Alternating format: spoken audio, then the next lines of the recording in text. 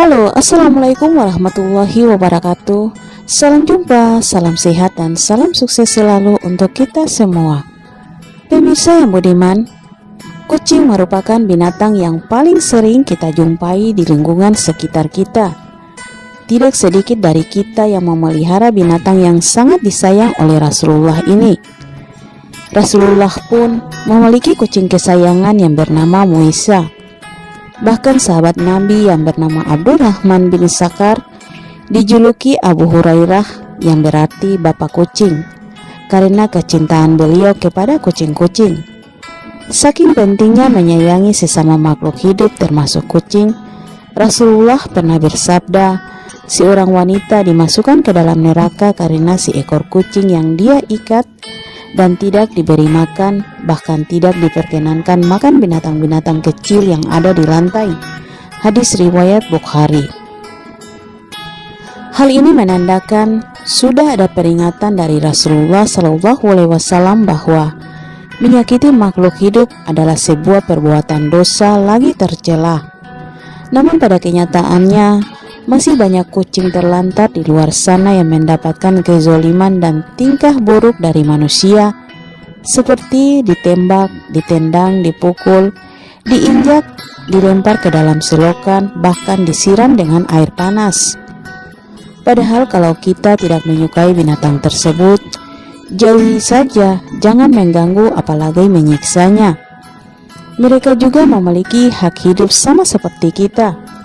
Maka itu hal utama yang harus kita lakukan adalah berbagi makanan kepada kucing-kucing itu, karena kucing-kucing terlantar yang tak bertuan itu pasti sangat susah mendapatkan makanan.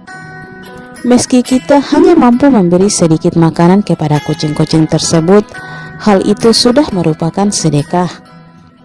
Tirulah negara Turki yang makmur dan sangat maju, karena pemerintah di sana memperhatikan binatang-binatang terlantar seperti kucing, burung-burung, bahkan anjing. Kita dapat menjumpai tempat makan dan shelter khusus binatang liar di sana. Binatang-binatang terlantar tersebut terawat cukup baik dan warganya memperlakukan binatang-binatang itu dengan sangat baik.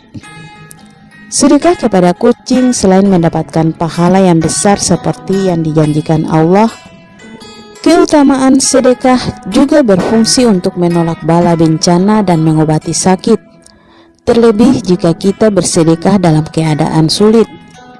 Dalam ayat-ayat Al-Quran dan hadis sudah banyak dijelaskan tentang bagaimana sedekah mampu menghindari seorang manusia dari bala bencana serta menyembuhkan sakit.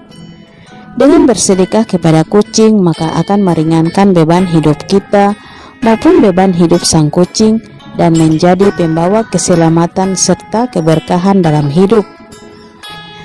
Itulah mengapa betapa dahsyatnya kekuatan sedekah itu jika dilakukan secara ikhlas dan konsisten.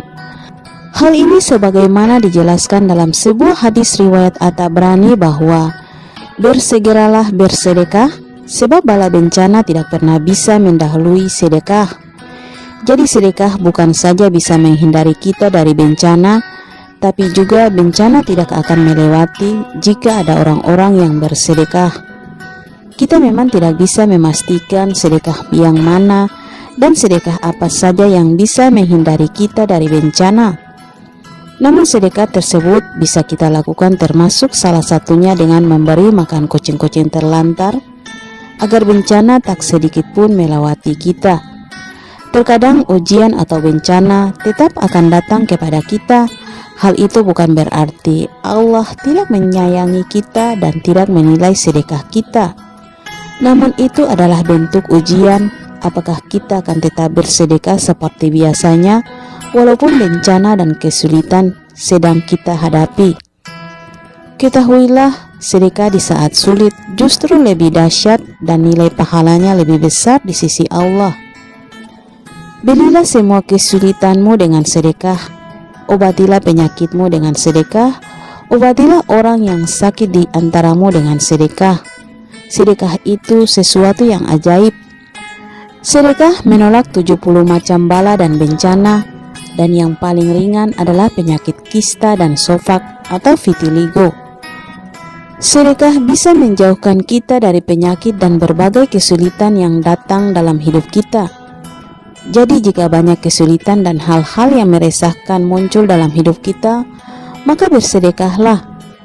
Sedekah juga bisa membawa kedamaian hidup. Hal ini sebagaimana yang dijelaskan dalam hadis riwayat Abu Hurairah bahwa setiap anggota badan manusia diwajibkan bersedekah setiap harinya selama matahari masih terbit. Kegiatan memberi makan kepada kucing juga merupakan sedekah. Hal ini sebagaimana sabda Rasulullah SAW, pada setiap sedekah kepada makhluk yang memiliki hati atau jantung yang basah atau hidup akan mendapatkan pahala kebaikan. Seorang muslim yang menanam tumbuh-tumbuhan yang kemudian dimakan oleh burung-burung, manusia atau binatang, maka baginya sebagai sedekah. Hadis riwayat Bukhari dan Muslim.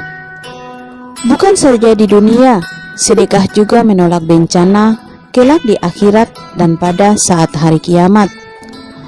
Hal ini sebagaimana diungkapkan dalam sebuah hadis bahwa naungan bagi seorang mukmin pada hari kiamat adalah sedekahnya.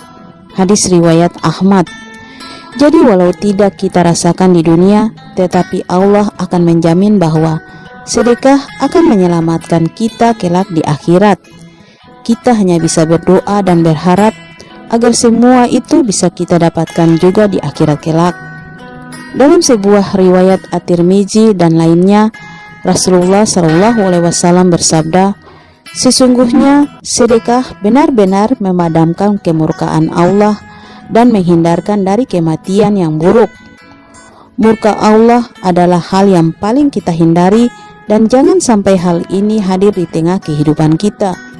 Maka itu bersedekahlah kepada sesama makhluk Allah yang membutuhkan agar kemurkaan Allah tidak menerpa kehidupan kita. Telah banyak kisah-kisah nyata dari bersedekah kepada manusia maupun hewan seperti kucing dan hewan lain yang bisa menyembuhkan penyakit, terhindar dari pencurian dan perampokan, dan berbagai kisah-kisah lainnya yang bisa kita ambil sebagai hikmah dan pelajaran hidup. Tentunya Allah Maha Tahu segala amalan kita dan Ia akan membalasnya. Oke pemirsa yang budiman, itulah balasan sedekah kepada kucing yang mampu menolak bala bencana dan mengobati penyakit. Semoga bermanfaat dan menginspirasi. Sampai jumpa lagi di episode berikut di channel yang sama. Jangan lupa like, komen, dan subscribe. Terima kasih. Wassalam.